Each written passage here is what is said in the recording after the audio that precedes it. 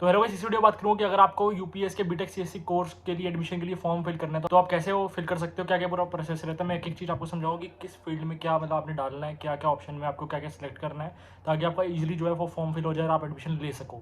और अगर आपको बीटेक सीएससी का रिव्यू चाहिए तो मैंने उसकी वीडियो बना रखी है, आप मेरे चैनल पर चेकआउट कर सकते हो और देख सकते हो वीडियोज़, ताकि आपके लिए एक हेल्प हो जाए कि आपको पता लगे बीटेक सीएससी करना वर्थ इट रहेगा नहीं रहेगा।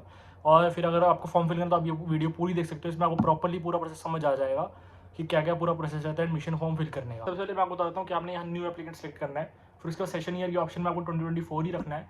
और फिर उसके बाद अगर फर्स्ट नेम की बात करें तो आपने अपना फर्स्ट नेम डाल देना है यहाँ पे, फिर मिडिल नेम की जो ऑप्शन है ये भी रही। और फिर इसमें आपने क्या करना है, इसमें अगर आप कुछ मिडिल नेम है तो वो डाल सकते हो, और लास्ट नेम में आपने सर नेम डाल देना है। और यहाँ आपने अपनी डेट ऑफ बर्थ सेलेक्ट कर लेनी है।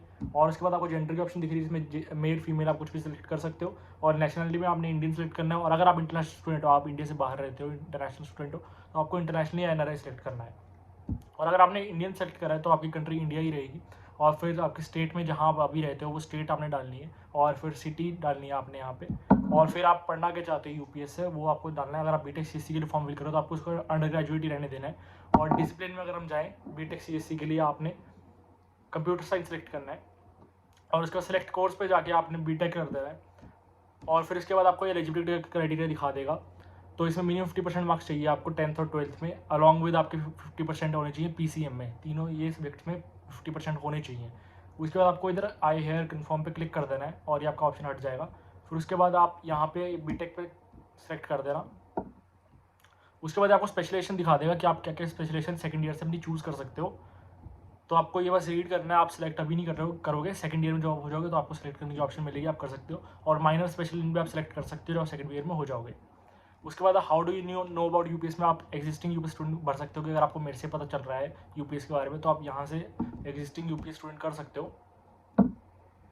और उसके बाद मोड ऑफ एप्लीकेशन पे आप थ्रू यूपीएस एंट्रेंस एग्जाम भी कर सकते हो, नॉन एग्जाम भी। अगर आपको यूपीएस के एंट्रेंस एग्जाम देकर एडमिशन लेनी है तो वैसे भी ले सकते हो उस पर क्लिक करके। और अगर आपको नॉन एग्जाम के थ्रू करनी है तो आप यहाँ जो भी आपको ऑप्शन आ रही है एग्जाम की, जैसे बोर्ड मेरिट हो गया, जेई मीन्स दिया अगर आपने, या फिर आपने सैट दिया या फिर सीयूटी दिया, तो उसके मार्क्स के बेसिस पे आपको डायरेक्ट एडमिशन हो सकती है।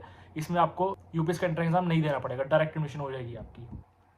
और फिर इसके बाद आपको यहाँ पे अपनी ईमेल डालनी है और मोबाइल नंबर डालना है। जैसे ही आप ये मोबाइल नंबर डालोगे सेंड ओटीपी क्लिक कर देना है, और जो ओटीपी आएगा वो आपको ऑप्शन देगा यहाँ फिल करने की, वो आप यहाँ फिल करके आई एग्री टर्म्स पे करके गो टू पेमेंट कर सकते हो। और आप जैसे ही गो टू पेमेंट पे क्लिक करोगे आप पे कर सकते हो अपनी यूपीआई से, डेबिट कार्ड से, क्रेडिट कार्ड से, या फिर किसी भी वॉलेट से, गूगल पे, फ़ोन पे, पेटीएम से, किसी से भी आप पे कर सकते हो। और फिर जैसे ही आप ये पेमेंट कर दोगे तो आपकी एकेडमिक डिटेल्स मांगेगा। ये मैं अभी फिल नहीं कर रहा क्योंकि मेरे को पेमेंट नहीं करनी है, क्योंकि मेरे को फिल फॉर्म नहीं करना है, मैं सिर्फ आपको समझाने के लिए बता रहा हूँ। तो मैं आपको प्रॉपर्ली पूरा ऐसे ही समझा दूंगा ताकि आपके लिए ईजी हो जाए।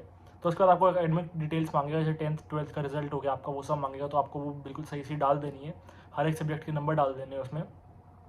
और फिर उसके बाद और जो डिटेल्स है आपके एड्रेस वगैरह वो मांगेगा, तो वो भी आप डाल के कंप्लीट फॉर्म कर देना। जैसे ही आप कंप्लीट करोगे, अगर आपने नॉन एग्जाम के थ्रू करा है तो आपके जो मार्क्स आपने डाले हैं वो वेरीफाई करके आपकी एडमिशन हो जाएगी। और अगर आपने यूपीएस के एंट्रेंस एग्जाम के थ्रू डाला है तो आपका एंट्रेंस एग्जाम शेड्यूल हो जाएगा, आपको मेल आ जाएगी, और फिर आपका जब एंट्रेंस एग्जाम हो जाएगा तो आपकी एडमिशन हो जाएगी। तो ये पूरा प्रोसेस था। और अब मैं बता देता हूँ कि अगर आपको एडमिशन फॉर्म खुलना है तो खुलेगा कैसे। अब मैंने डिस्क्रिप्शन में लिंक दे रखा है, आप जैसे उस लिंक पर क्लिक करोगे आपके सामने एडमिशन फॉर्म खुल जाएगा यूपीएस का, आप यहाँ से फिल कर सकते हो। और आपको कोई भी दिक्कत आ रही है, वीडियो में कुछ नहीं समझ आया, तो मैंने डिस्क्रिप्शन में एक व्हाट्सएप चैट का लिंक भी दे रखा है और एक टोल फ्री नंबर भी दे रखा है। आप उसमें से किसी पे भी कॉल या चैट करके आप उनसे पूछ सकते हो क्या क्या पूरा प्रोसेस है, वो प्रॉपरली पूरा गाइड कर देंगे।